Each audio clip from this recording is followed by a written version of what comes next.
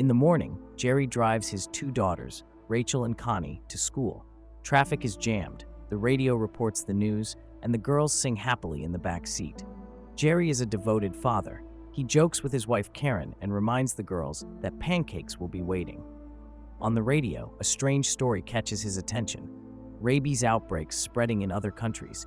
Suddenly, a speeding police car smashes Jerry's side mirror and races away. Confused, Jerry gets out to check the damage, but more police vehicles rush past. Before he can react, a huge explosion rocks a nearby building. An officer yells at him to get back inside his car, but an out-of-control truck slams into him, throwing him to the ground. Jerry, once a UN investigator, instantly senses something is terribly wrong. Relying on instinct, he follows the truck's cleared path to escape the chaos. But Rachel, terrified, suffers an asthma attack. As Jerry turns to help her, an ambulance crashes into their car, flipping it over. Stunned but alive, Jerry, Karen, and the kids stumble out, only to see the city collapsing into madness. Crowds of people are transforming into vicious zombie-like creatures. They bite and attack anyone nearby. Acting fast, Jerry grabs Connie, and with Karen's help, they find an RV with keys inside. As zombies rush toward them, Karen kicks one away, and Jerry swerves to knock another aside. They drive away as fast as possible. In just minutes, Pennsylvania falls to the outbreak. Jerry drives until they reach the countryside, but Rachel's asthma worsens, forcing them to stop. At that moment, Jerry receives a call from his old UN colleague, Thierry, now Deputy Secretary General. Thierry promises to send a helicopter by nightfall, but Rachel needs her inhaler immediately. At a small-town supermarket, chaos erupts as desperate people fight over supplies. Jerry takes Rachel to search for medicine, while Karen and Connie gather food. Suddenly, Jerry hears Connie screaming. Two men are attacking Karen. Jerry rushes over, but one man pulls a gun. Without hesitation, Jerry fights back, shooting him. A police officer sees everything but ignores Jerry, grabbing supplies for himself. With no time to argue, the family flees, only to find their RV stolen.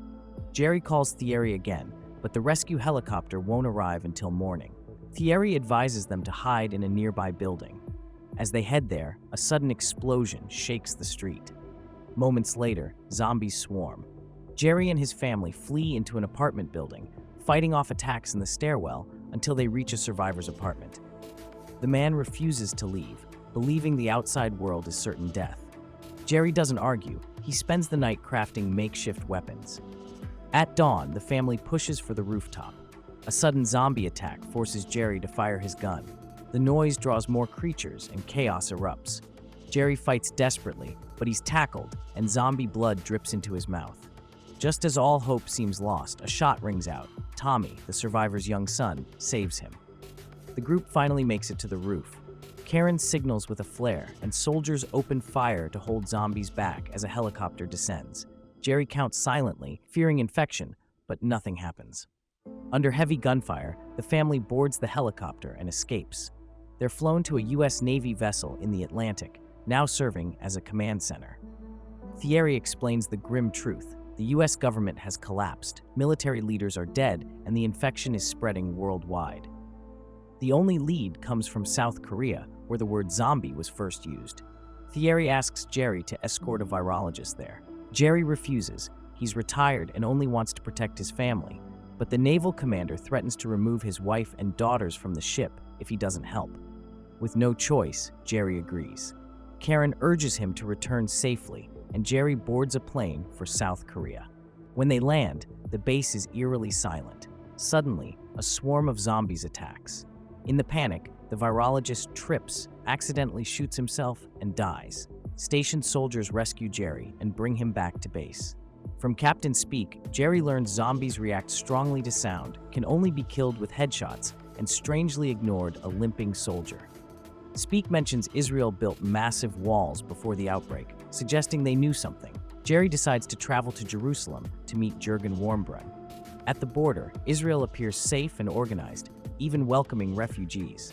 But loud singing among the newcomers draws a massive swarm.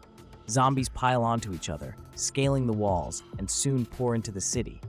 In the chaos, Jerry notices something strange. Zombies ignore an old man and a sickly boy. His mind races with possibilities, but survival comes first. A soldier named Sagan is bitten protecting Jerry. He quickly amputates her arm, stopping the infection. They escape to a helicopter, but it's overrun. Jerry and Sagan barely manage to board a departing plane. Mid-flight, Jerry recalls the old man, the limping soldier, and the boy the zombies ignored. He believes the creatures avoid weak or sick hosts. Suddenly, zombies break loose inside the plane. Jerry detonates a grenade, blowing a hole in the fuselage. The zombies are sucked out, but the plane crashes in Cardiff, Wales.